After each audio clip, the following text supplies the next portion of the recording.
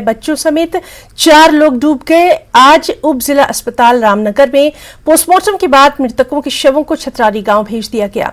परिजन मुआवजे की मांग कर रहे हैं।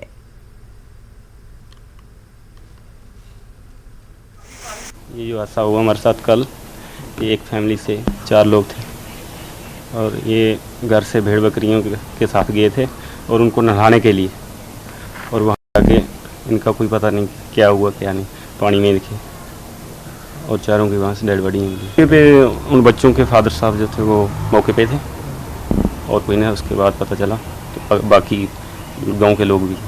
तो आज अभी क्या क्या हुआ है और अभी कहाँ ले जा रहे हैं? अभी वापस ले जा रहे हैं, इधर पोस्टमार्टम के लिए आए थे, रात को पहुँचे थे तो अभी वो करवाया और अब जा रहे हैं। कोई नहीं आया वहाँ, ये पुलिस स्टेशन से गए थे।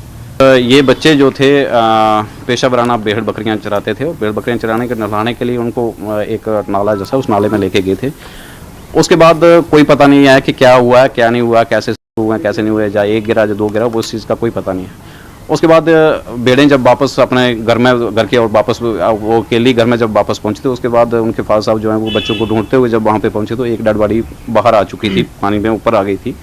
तो उन्हें जब देखा होगा तो रोए चलाए वहाँ पे, तो इतने में जो आस पड़ोस के लोग थे वो भी आए होंगे, तो एक को निकाला। फिर उसके बाद सर्च जब किया तो उसके बीच में बाकी वाले भी 3 लोगों के भी वहीं पे मिले, चारों के डेड बॉडियाँ वहाँ पे मिली। लेकिन अफसोस सर इस बात का है कि एडमिनिस्ट्रेशन अगर आज तक कुछ करना चाहती है गरीब लोगों के लिए, कम से कम पोस्टमार्टम के लिए भी वहाँ तक तो जा सकती थी। इतना तो था कि किसी डॉक्टर की एक टीम को बुला के वहाँ तक जा सकती थी। गाँव के फारफलांग एरिया के हैं सर, बहुत गरीब फैमिली से बिलोंग करते हैं, लेकिन अभी तक किसी एडमिनिस्ट्रेशन के किसी बंदे की कॉल अभी तक नहीं आई है। प्रधानमंत्री नरेंद्र मोदी